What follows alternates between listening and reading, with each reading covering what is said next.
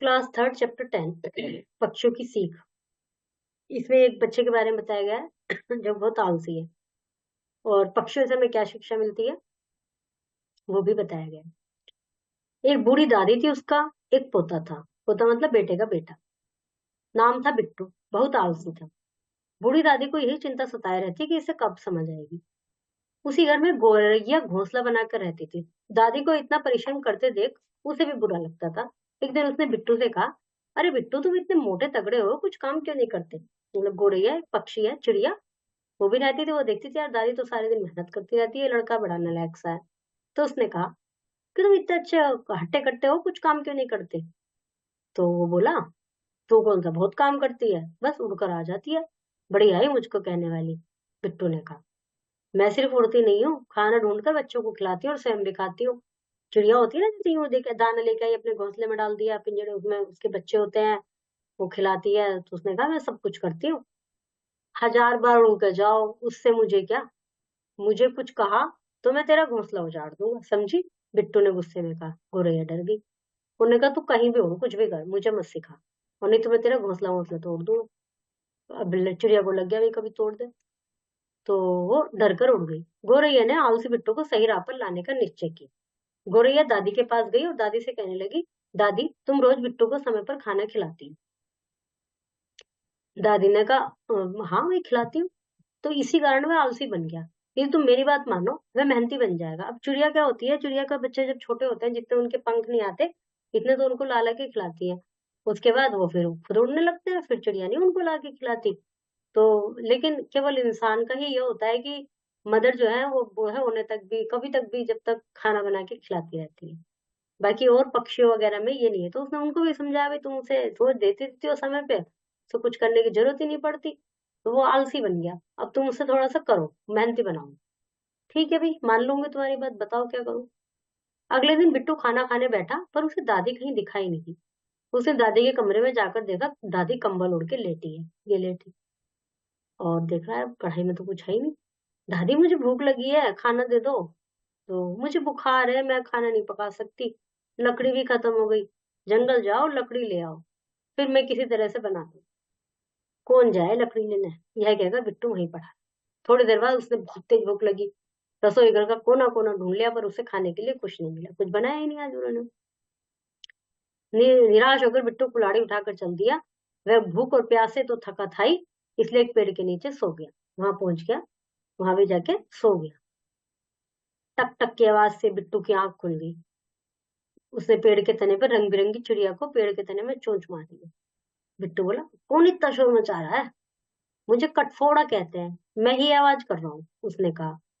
तुम्हारे कारण मेरी नींद खुल गई, बिट्टू ने गुस्से में कहा। अरे भाई, इस समय कौन सोता है, रात को सोया जाता है, कटफोड़े ने कहा। तुमने किससे सोने से मना किया है, लेकिन ये टक टक की आवाज कैसी? बिट्टू ने कहा। तो उसने कहा कि रोज रात को सो, पर तुम ये टक टक की आवाज क्यों कर रहे हो? बस ये बता दो मुझे। देखो, पेड़ में छेद बनाकर रहने वाले कीड़े मकोड़े ही मेरा आहार है। पेड़ में छेद करके मैं उन्हें पकड़ता हूँ, इससे आवाज तो होगी भाई, मेरा तो खाना यही है, मैं तो अपना खाना खा रहा हूँ, आवाज तो होगी। इतना कहकर कटफोड़ों ने फिर से चोंच मारनी शुरू कर दी। गुस्से से बिट्टू वहां से उठ गया। तभी उसे चिप चिप चिप चिप की आवाज आई। बिट्टू ने उधर देखा।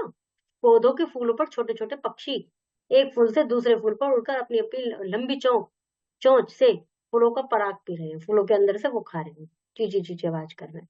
बिट्टू ने उनसे पूछा, तुम लोग यहाँ क्या कर रहे हो? तो उन्होंने कहा, भाई हम गाने वाले पक्षी हैं, फूलों से उनका पराग पी लेते हैं और गाते भी रहते हैं।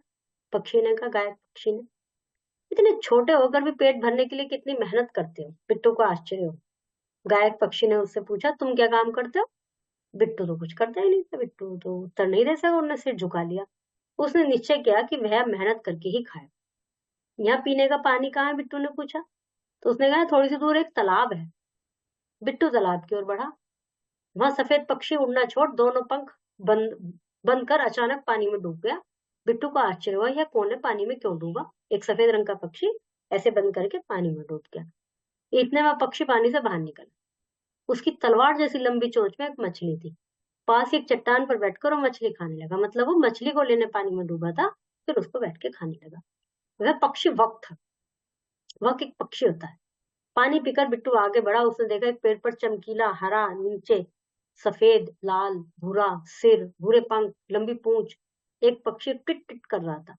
आवाज के साथ कुछ काम कर रहा था। बिट्टू वहीं खड़े होकर उस पक्षी को देखने लगा। वह पक्षी 2 पत्तों की रेशे से सिलाई कर रहा था। एक पक्षी 2 पत्तों को जो जाल सा बना लेते हैं पक्षी। तुम कौन हो? इन पत्तियों को क्यों सिल रहे हो? बिट्टू ने पूछा। मैं दर्जन पक्षी हूँ, मैं इस तरह से करता हूँ। अंडा देने के लिए घोंसला बना रही हूँ। अपना अपना घोंसला बनाते हैं ना पक्षी। बिट्टू ने सोचा, वाह कितनी अच्छी सिलाई कर रही है। संसार का हर जीव पेट भरने के लिए काम करता है, एक मैं ही हूँ कि कुछ भी नहीं करता। अब से मैं भी परिश्रम करूंगा। बिट्टू ने निश्चय किया।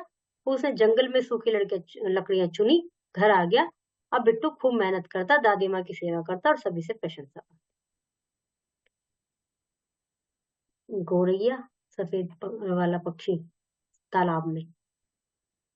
ये उत्तर लिखने हैं। रिक्तस्थान सही पे टिक लगाना है। ऑप्शन, करेक्ट ऑप्शन सरनाम छाट कर लिखने हैं। मैं, मुझे, उसने। उचित क्रियापद द्वारा निम्न वाक्य को पूरा कीजिए। दर्जन चिड़िया घोंसला बना रही थी।